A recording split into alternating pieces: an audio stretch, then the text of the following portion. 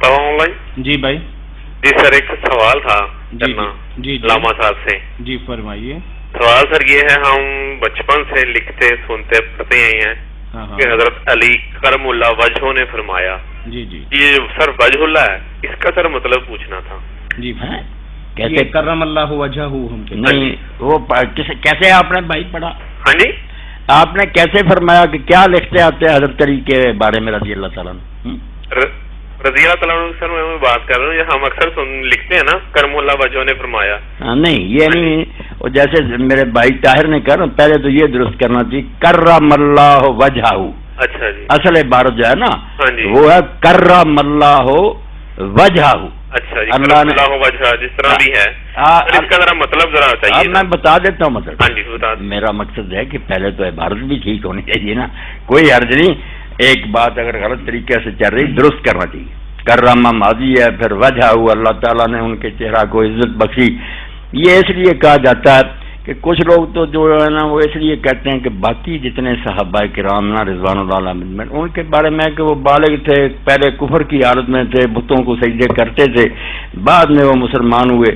حضرت علی رضی اللہ کے بارے میں یہ تو حقیقت ہے نا کہ رسول اللہ نے شروع سے لے لیا تھا ان کو بچپن میں ہی اپنی گود میں، اس لیے نہ حضور نے کسی بت کو سجدہ کیا نہ حضرت علی نے کیا. اس لحاظ سے ان کو یہ سمجھے نا ایک امتیاز حاصل ہے کہ اللہ نے ان کے چہرہ کو عزت بخشی کہ وہ کبھی بت کے سامنے نہیں جھکا.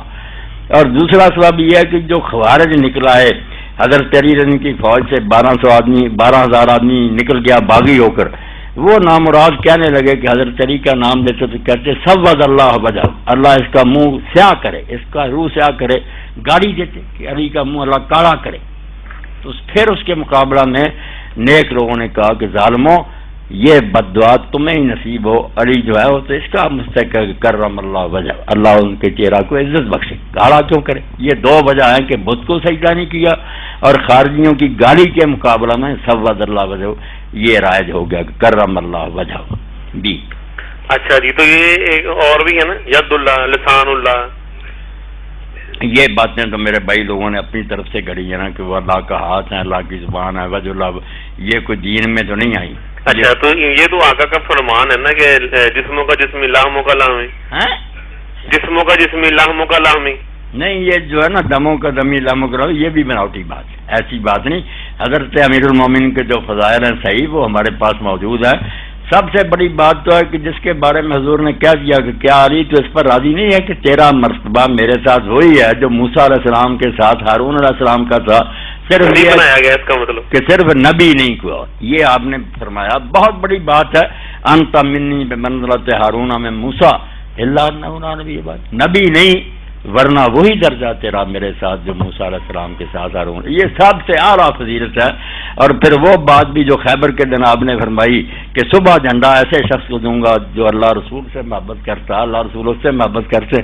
ساری رات حدیث میں آتا صحابہ یہ سوچ بچار کرتے رہے کہ وہ کون شخص ہو سکتا. صبح حضرت علی تو فضائل ان کے جو ان کا انکار نہیں، بہت بڑی شان ہے ان کی. بڑے بڑے علماء جو ہیں امام احمد نسائی وغیرہ مانتے ہیں کہ ہماری حدیثوں میں جتنی صحیح حدیثیں حضرت علی رضی اللہ کی شان میں ہیں کسی کے لیے نہیں، کیونکہ حضور کو اللہ نے علم دیا تھا کہ لوگ ان کے خلاف ہو جائیں گے، لعنت کریں گے، ممبروں پر کریں. حضور نے بہت تاکید کی.